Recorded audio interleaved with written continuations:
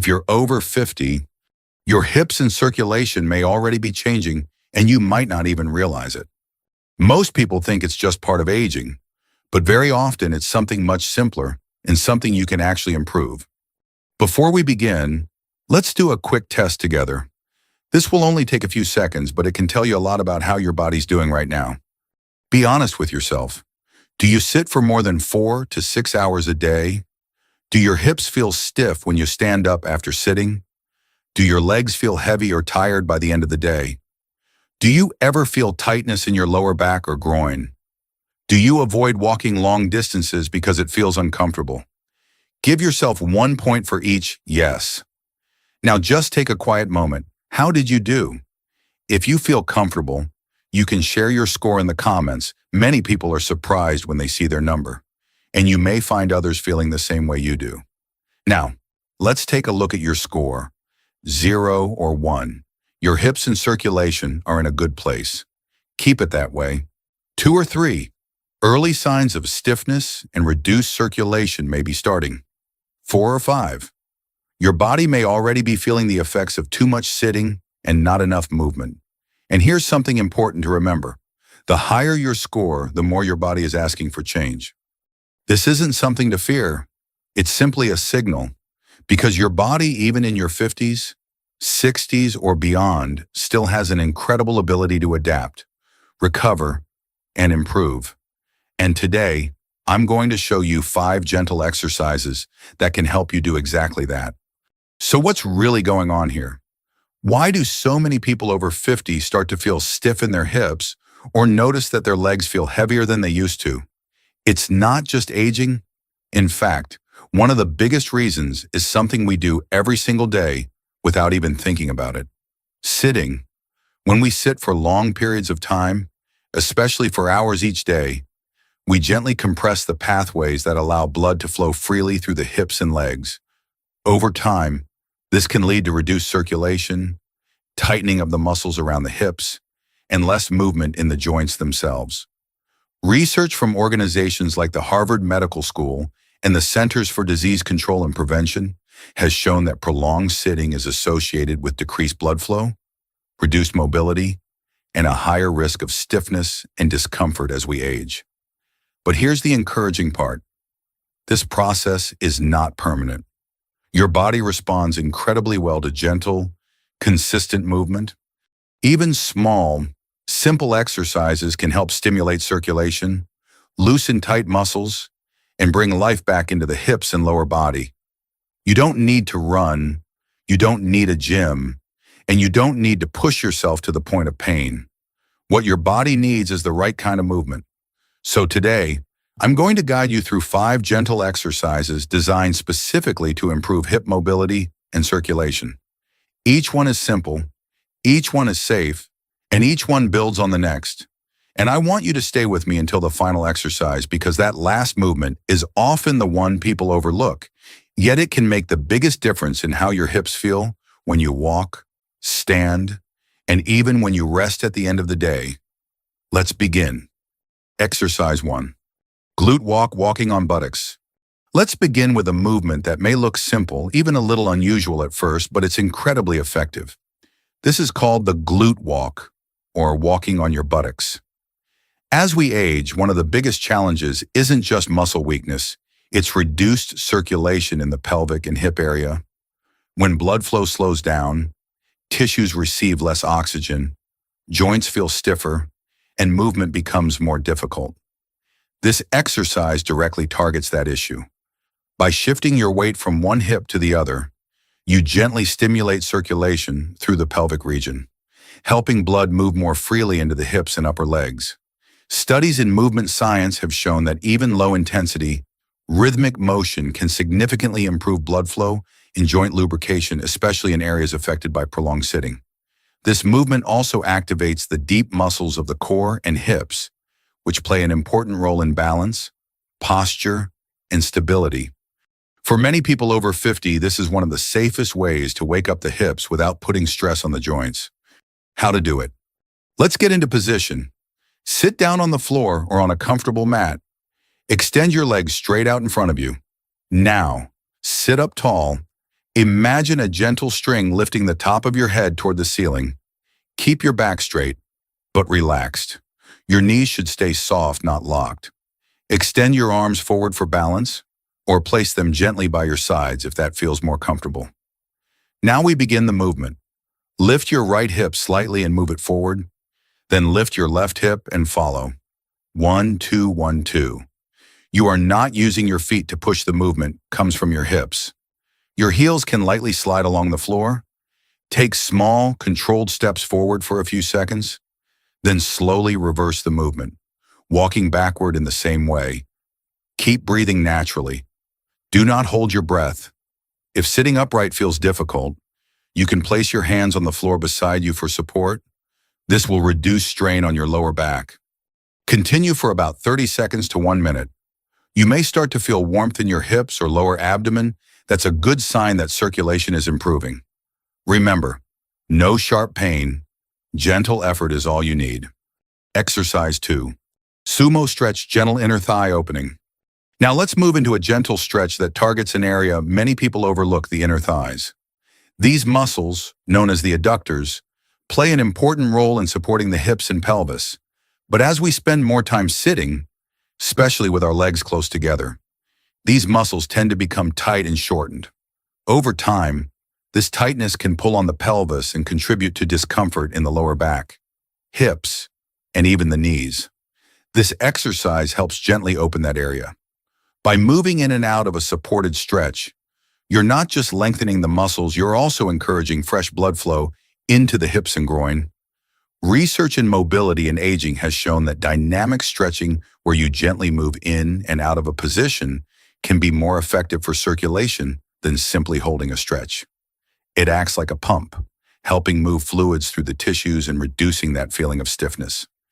This is especially helpful if you often feel tight when standing up, or if your hips feel restricted during walking. How to do it? Let's start in a standing position. Place your feet slightly wider than shoulder width apart. Turn your toes out just a little, whatever feels natural for your hips. Stand tall, with your chest open and your shoulders relaxed. Now, gently shift your weight from side to side a few times, just to get comfortable in this position. Next, place your hands on your thighs for support.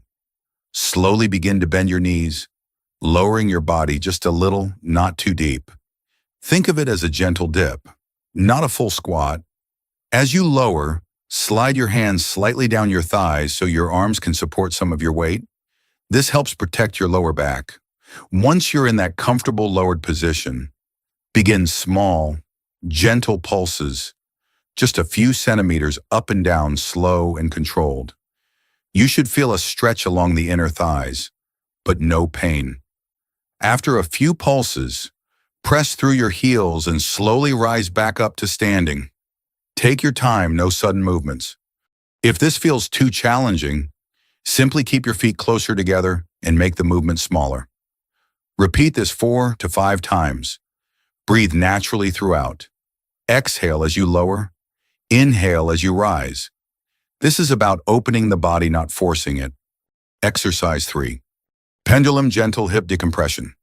This next movement is one of my favorites, especially for anyone who feels like their hips are tight, compressed, or stuck. It's called the pendulum. As we age, and especially if we sit often, the hip joint can become compressed. The head of the thigh bone sits tightly in the socket, and over time, this can reduce mobility and create discomfort. This exercise gently reverses that effect. By allowing the leg to swing freely with gravity, you create a subtle traction effect, a light pulling sensation that helps create space in the hip joint. This can improve joint comfort and allow better movement over time. Research in physical therapy has shown that gentle, repetitive motion, especially when combined with relaxation, can help reduce joint stiffness and improve range of motion. The key here is not force, but release. This movement also encourages circulation around the hip joint, which is essential for maintaining healthy cartilage and reducing that heavy feeling in the legs. It's simple, but incredibly effective when done correctly. How to do it? Let's set this up carefully. Stand next to a wall or a sturdy surface for balance. Place one hand on the wall. Now, Choose one leg to be your supporting leg, the one you'll stand on. This should be the leg that is slightly farther away from the wall. If you can, place something under that foot like a folded towel or wear a thicker shoe just to create a small height difference. Now, your other leg, the one closer to the wall, should hang freely. It should not touch the ground. Stand tall, with your posture upright but relaxed. Now here's the movement. Gently lift your free leg forward, bringing your knee up as high as feels comfortable. Then let it drop, not slowly, but naturally. Let gravity do the work. Your leg should feel loose, like it's swinging on its own. Lift and release. Lift and drop. You're not controlling the way down, that's the important part. Keep your foot, your calf, and your hip relaxed. Repeat this about 10 times. If you feel any sharp pain, reduce the height of the lift or stop, then switch sides and repeat. Take your time. This is about creating space, not forcing movement. Exercise 4. Towel squeeze inner thigh and pelvic support. Now let's move into a simple but very powerful exercise, one that many people underestimate. This is the towel squeeze. As we get older, the muscles along the inner thighs, called the adductors, often become weaker. These muscles are closely connected to the hips, knees, and even the pelvic floor. When they lose strength, it can affect balance, stability, and how supported your hips feel during daily movements like standing, walking, or getting out of a chair. This exercise helps gently rebuild that support by activating the inner thighs in a controlled way. You also stimulate the muscles of the pelvic floor, which play an important role in bladder control and overall core stability.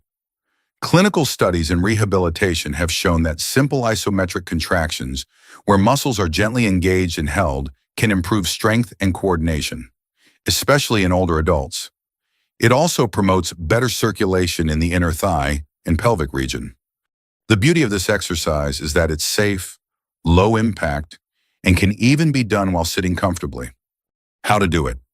Let's get set up. Sit on a sturdy chair with your feet flat on the floor. Try to sit slightly forward, away from the backrest, so your body stays gently upright. Take a towel and roll it into a firm cylinder, thick enough so you can feel it between your knees. Place the towel between your knees. Now relax your shoulders. Keep your back straight, but not stiff, and place your hands comfortably on your thighs. Here's the movement. Gently squeeze the towel using your knees. Hold that squeeze for about 2 seconds, then slowly relax for 2 seconds. Squeeze and release, slow and controlled. You should feel the inner thighs working, but not straining. Remember to breathe. A simple rhythm can help. Exhale as you squeeze, inhale as you relax. Let's aim for about 10 repetitions. If you're just starting, go gently. These muscles may not be used to working, and that's okay. If you feel any cramping, stop, relax, and give the muscles a moment. You can do 1 to 2 sets, depending on how you feel. This is not about force, it's about reconnecting with the muscles and building support over time. Exercise 5. Figure 4, stretch deep hip release.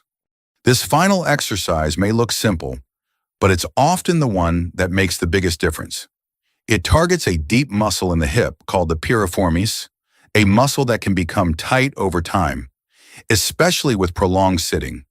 When this area tightens, it can restrict movement in the hip joint, reduce circulation, and contribute to that heavy, stiff feeling in the legs.